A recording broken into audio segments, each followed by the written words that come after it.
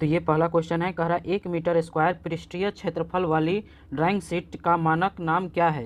यानी 1 मीटर का जो क्षेत्रफल है उस टाइप के ड्राइंग शीट का जो मानक नाम है वो क्या होता है, तो उसका नाम होता है A0 यानी कि A0। तो याद रखिएगा कि A0 का मानक जो क्षेत्रफल होता है 1 मीटर स्क्वायर होता है। दूसरा क्वेश्चन, निम्न में से किसे छोड़कर बाकी सभी सीधी रेखाएं खींचते हेतु टी स्क्वायर की सहायता से सेट स्क्वायर प्रयोग किए जाते हैं। यानी कि टी स्क्वायर और सेट स्क्वायर का प्रयोग करके कौन सी रेखाएं खींची जाती है, तो इसका आंसर हो जाएगा सी, क्षैतिज रेखाएं। तीसरा कह रहा है, नीचे दर्शाई गई रेखा किस प्रकार की रेखा है। तो ये हमारा जो यहाँ पर रेखा दर्शाया गया है ये कौन सी रेखा है ये बताना है। तो ये जो रेखा है ऐसे है, एक बड़ा सा लाइन है, फिर बीच में एक छोटा सा लाइन, फिर बड़ा सा लाइन, फिर छोटा सा लाइन, फिर बड़ा सा लाइन। तो ये कौन सी रेखा है ये हमें बताना है। तो ये सेंटर रेखा है, याद रखेंगे सेंटर रेखा। अब कह रहा है उस त्रिभुज का नाम बताइए जिसके तीनों कोण 90 से कम हो। तो ऐसा त्रिभुज कौन सा होता है जिसके तीनों कोण, त्रिभुज में 3 कोण होते हैं तो सारे कोण 90 डिग्री से कम हो, तो ये होता है न्यून कोण। याद रखिएगा न्यून कोण होता है।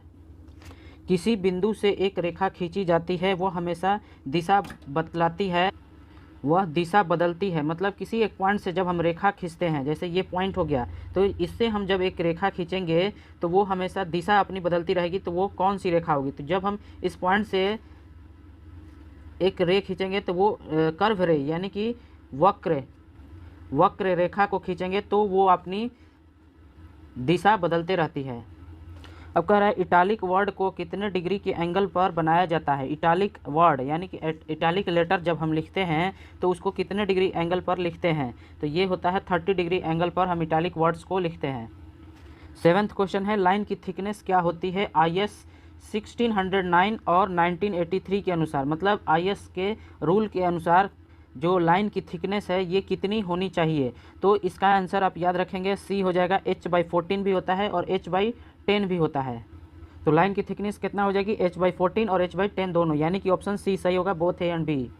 अगला क्वेश्चन कह रहा है लोअर केस में वर्ड्स का हाइट कितना होता है। मतलब लोअर केस यानी कि छोटा वर्ड जो लिखते हैं, लोअर केस क्या होता है ABCD, जो छोटा वर्ड्स हम लिखते हैं इसको लोअर केस कहते हैं। और अपर केस में क्या होता है, जो बड़ा वर्ड हम लिखते हैं ABCD, ये हमारा अपर केस होता है। तो लोअर केस में वर्ड्स की हाइट कितनी होती है ये हमें पूछ रहा है। तो इसका आंसर क्या हो जाएगा, इसका आंसर हो जाएगा सी, यानी 3.5 mm से 16 mm तक इसकी हाइट हो सकती है।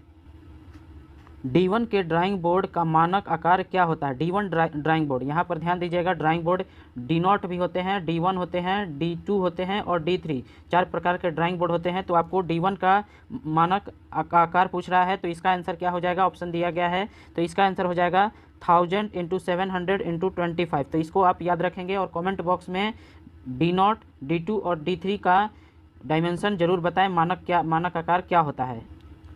A1 आकार की रेखा शीट का आयाम क्या होता है। आयाम मतलब डायमेंशन। A1 आकार का डायमेंशन, A1 आकार का जो शीट होता है उसका डायमेंशन क्या होता है ये हमें बताना है। तो देखिए 4 प्रकार के डायमेंशन शीट होते हैं, A1, A2, A3 और A4। A1 का मैं इस वीडियो में बता रहा हूँ, आपको A2, A3 और A4 का बताना है या फिर आपको रट लेना है इन तीनों का भी। तो A1 का जो डायमेंशन आकार होता है ये होता है 594 mm × 841 mm। इसको याद रखिएगा, ये आपका होता है। एक तीर शीर्ष की स्थिति में लंबाई इस टू चौड़ाई क्या होता है, यानी लंबाई और चौड़ाई का अनुपात बताना है। तो समझिए इस क्वेश्चन को, जो हम एक लाइन ड्रॉ करते हैं तो यहाँ पर जो हमारा एरो बनाते हैं, ये हमारा एरो जो बनाते हैं तो इसमें लंबाई भी है और चौड़ाई भी है। तो ये इसका रेशियो पूछ रहा है, एक बार समझिए फिर। यहाँ पर देखिए ये हमारा क्या हो गया, लंबाई। मान लीजिए कि लंबाई है x और ये हमारा हो गया ये छोटा सा चौड़ाई, इधर भी हो गया y और यहाँ भी हो गया y। तो इसी का रेशियो पूछ रहा है कि इसका रेशियो क्या होता है, लंबाई x/y, लंबाई चौड़ाई का रेशियो क्या होता है ये पूछ रहा है। तो इसका रेशियो होता है 3:1, यानी कि ऑप्शन सी सही हो जाएगा, 3:1 याद रखिएगा। 12वां क्वेश्चन कह रहा है टाइटल ब्लॉक ड्राइंग शीट में कहाँ बनाया जाता है। ड्राइंग शीट होता है, ये हमारा ड्राइंग शीट हो गया और इसमें टाइटल ब्लॉक कहाँ बनाया जाता है। तो ड्राइंग शीट में टाइटल ब्लॉक इस तरफ हमारा यहाँ पर कुछ बनाया जाता है। तो ये कौन सा साइड है ये हमें बताना है। तो नीचे बनाया जाता है, तो यहाँ पर नीचे वाला 2 ऑप्शन में नीचे है, अब दाएँ तरफ है तो ऑप्शन सी सही हो जाएगा। 13वां क्वेश्चन टी स्क्वायर में x द्वारा दर्शाए गए पार्ट्स को क्या कहते हैं, यानी ये वाला पार्ट है इसको हम क्या कहेंगे ये बताना है। वर्किंग एज, स्टॉक, ब्लेड और हेड। तो देखिए इस पार्ट को हम कहते हैं ब्लेड, क्या कहते हैं, ब्लेड। और यहाँ पर जो है इसको बोलते हैं हेड, और ये जो है ये हमारा है वर्किंग एज, वर्किंग एज। तो इसका आंसर क्या हो जाएगा, ब्लेड, ऑप्शन सी सही। अब 14 क्वेश्चन कह रहा है, 14वां क्वेश्चन, सॉफ्ट ग्रेड पेंसिल का यूज ड्राइंग शीट पर किस लिए किया जाता है। मतलब सॉफ्ट ग्रेड पेंसिल का यूज ड्राइंग शीट पर किस लिए किया जाता है। यहाँ पर आपका ऑप्शन दिया गया है, इसमें से बताना है, तो मैं डायरेक्ट आंसर बता रहा हूँ, आप याद कर लीजिएगा। तो इसका आंसर हो जाएगा सेक्शन लाइन ड्रॉ करने के लिए। क्यों किया जाता है, क्योंकि ड्राइंग बोर्ड में सेक्शन लाइन जो ड्रॉ करना रहता है उससे हम उसको ड्रॉ करते हैं सॉफ्ट ग्रेड पेंसिल से। सेक्शन लाइन को किससे, सॉफ्ट ग्रेड पेंसिल से ड्रॉ किया जाता है।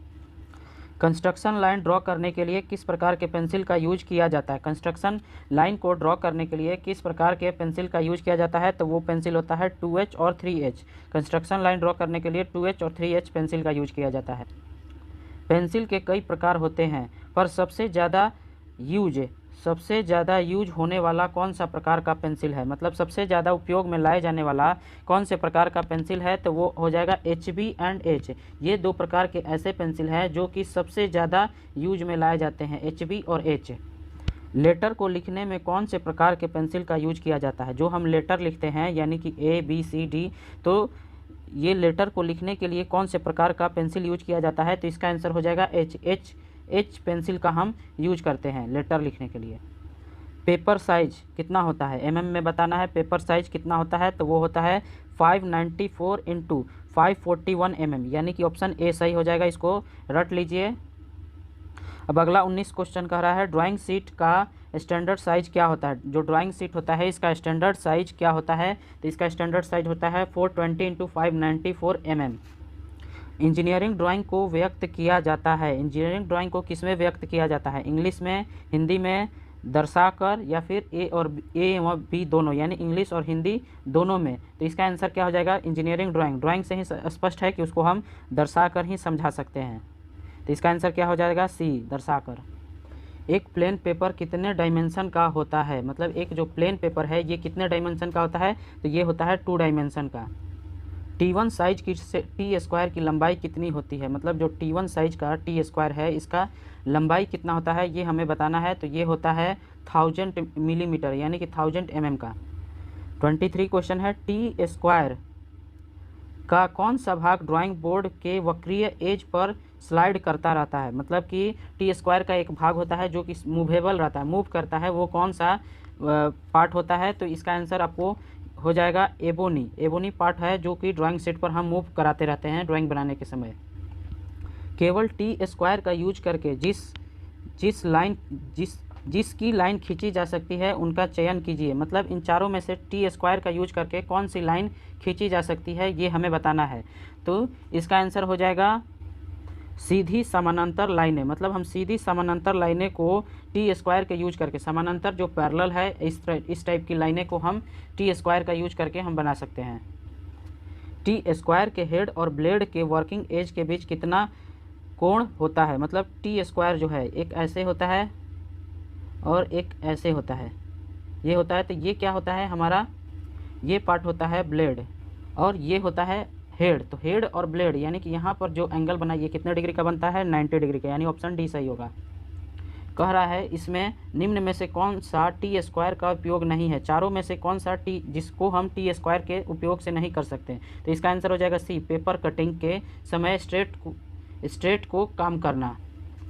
T² की सहायता से सेट² द्वारा कई प्रकार की लाइनें खींची जाती हैं। सेट² द्वारा खींची जा सकने वाली लाइनें का चुनाव करें। मतलब सेट² से कौन सी लाइनें खींची जा सकती है ये हमें बताना है।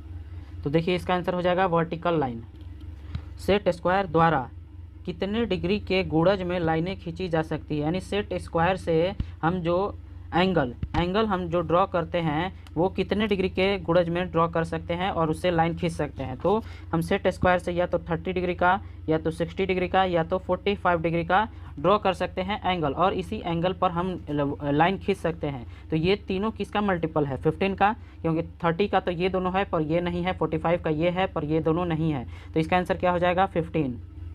अब कह रहा है प्रोटेक्टर कोण मापने का उपकरण है, मतलब प्रोटेक्टर से किस प्रकार के कोण को मापते हैं, तो डिग्री में कोण मापते हैं, रेडियन में कोण मापते हैं, मिनट में कोण मापते हैं, या फिर रेखीय में कोण मापते हैं। तो इसका आंसर क्या हो जाएगा, डिग्री में कोण मापते हैं। प्रोटेक्टर में कितनी शुद्धता से कोण मापे व बनाए जा सकते हैं, तो प्रोटेक्टर में जो है 1 डिग्री की शुद्धता से कोण मापे व बनाए जाते हैं। प्रोटेक्टर से कौन सा कार्य किया जा सकता है, प्रोटेक्टर से कौन सा कार्य किया जा सकता है। ऑप्शन ए है कोण मापना, ऑप्शन बी है कोण बनाना, ऑप्शन सी है वृत्त को विभाजित करके सेक्टर बनाना, ऑप्शन डी सभी। तो इसका आंसर क्या हो जाएगा, उपयुक्त सभी, यानी कि ऑप्शन नंबर डी, ये तीनों काम प्रोटेक्टर से किया जा सकता है, यानी कंपास से, सॉरी चांद से हम इन तीनों कार्य को कर सकते हैं। प्रोटेक्टर बनाने के लिए किस पदार्थ का प्रयोग किया जाता है, तो इसका आंसर हो जाएगा सेल्यूलाइट। तो ये ऑप्शन नंबर बी सही होगा। इंजीनियरिंग तकनीकी ड्राइंग में पेंसिल का चुनाव इस प्रकार किया जाता है, मतलब कि जो हम पेंसिल का ड्राइंग बनाने में चुनाव करते हैं वो किस बेसिस पर करते हैं, पेंसिल के किस भाग को देखकर हम उसका चुनाव करते हैं। तो इसका आंसर हो जाएगा पेंसिल का ग्रेड, मतलब वो कौन सी ग्रेड का है, जो ड्राइंग हम बना रहे हैं, अलग अलग प्रकार के ड्राइंग बना रहे हैं, तो अलग अलग प्रकार के पेंसिल का हम चुनाव करते हैं। तो ये चुनाव ग्रेड के अनुसार होता है। पेंसिल कई सारे ग्रेड में बटे हैं। सबसे हाई ग्रेड का पेंसिल कौन सी होती है, सबसे हाई ग्रेड का पेंसिल कौन सी होती है, ये हमें बताना है। तो इसका आंसर क्या हो जाएगा, सबसे हाई ग्रेड का जो पेंसिल होती है वो होती है 9H। ड्राइंग में विभिन्न रेखाएं खींचने के लिए कई ग्रेड के पेंसिल प्रयोग किए जाते हैं। निर्माण रेखाएं खींचने के लिए निम्न ग्रेड उचित होता है, मतलब निर्माण रेखा मतलब कंस्ट्रक्शन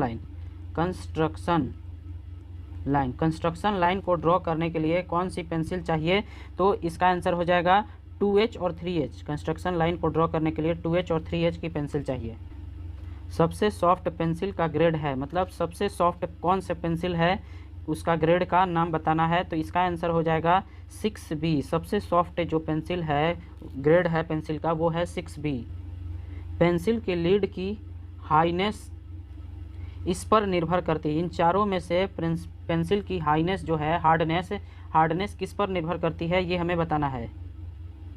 तो ये जो है काओलाइन की मात्रा पर निर्भर करती है, उसमें काओलाइन कितना मिलाया गया है। ड्राइंग पेंसिल का क्रॉस सेक्शन किस प्रकार का होता है, ड्राइंग सेक्शन यानी ड्राइंग पेंसिल में जो क्रॉस सेक्शन है, आगे का पार्ट किस प्रकार का होता है, तो समषष्ठ भुजाकार।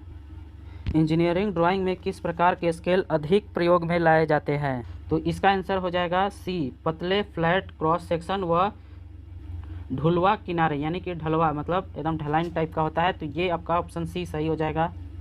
इंजीनियरिंग ड्राइंग में पेंसिल का चुनाव किस आधार पर किया जाता है, तो इंजीनियरिंग ड्राइंग में जो पेंसिल का चुनाव होता है वो किस आधार पर किया जाता है, ये हमें बताना है। तो इसका आंसर हो जाएगा लाइन वक्र का प्रकार, मतलब लाइन हम कैसा ड्रॉ करना चाहते हैं, मोटा लाइन है, पतला लाइन है, या फिर किस प्रकार का लाइन है, इस पर निर्भर करता है। मोटी व बारीक लाइनों को मिलाकर बनाए गए अक्षर कहलाते हैं। जो मोटी और बारीक यानी पतली लाइनें मिलकर बनी होती हैं वो कौन सी अक्षर होती हैं, ये हमें बताना है। तो वो होती हैं रोमन लेटर, याद रखिएगा रोमन लेटर। ये सजावटी अक्षर होते हैं जिनका प्रयोग इंजीनियरिंग ड्राइंग में नहीं करते हैं, यहाँ नहीं छूट गया है, नहीं करते हैं। तो इसका आंसर क्या हो जाता है, ऐसा कौन सा अक्षर होता है जिसका कि हम इंजीनियरिंग ड्राइंग में प्रयोग नहीं करते हैं, वो सजावटी अक्षर होते हैं। तो इसका आंसर हो जाएगा आपका टेक्स्ट लेटर सजावटी अक्षर होते हैं जिसका कि इंजीनियरिंग ड्राइंग में कोई प्रयोग नहीं